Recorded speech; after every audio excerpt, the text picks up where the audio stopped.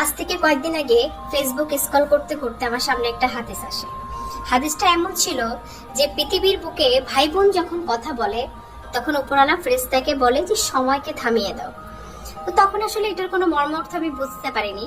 তার কিছুদিন পরে আমি যখন এই হাদিসের একটা ডিটেলস বর্ণনা আমার সামনে আসে, তো তখন হাদিসের মাধ্যমে আমি জানতে পারি যে মৃত্যুর পরে মানে আখিরাতের জীবনের পরে অনেকের সাথে অনেকের দেখা হওয়ার সম্ভাবনা আছে।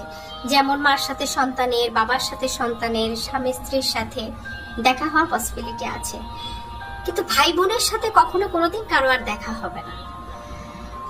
ভাই বোনের সম্পর্ক পৃথিবীর পর্যন্তই, পৃথিবীর পরে মানে মৃত্যুর পরে আর কখনোই কেউ কাউকে কোনোদিন দেখতে পাবো না।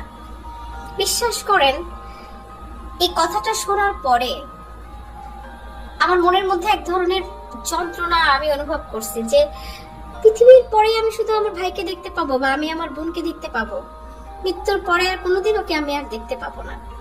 তো এই ক্ষণস্থায়ী জীবনে আমরা অনেকে সম্পত্তির কারণে কিংবা আনুষঙ্গিক অন্যান্য কারণে আমরা ভাই বোনের সাথে কেউ কারো মুখ দেখি না বা আমাদের সাথে কোনো কথা হয় না, টোটালি কোনো সম্পর্ক নেই, এবং এইভাবে সম্পর্কটা অনেক দিন কন্টিনিউ করে যাচ্ছে।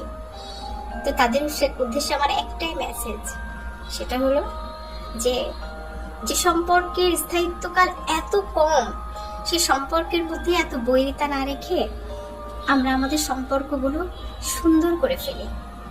আমি যতবার আমার ভাইকে দেখি আমি ততবার মনে হয় কি যে আমি ওকে শেষবার দেখছি। এটা আমার উপলব্ধি।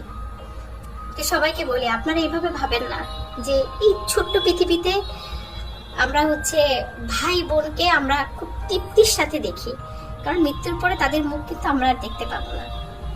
সম্পর্কের উন্নয়নটা বড় জরুরি।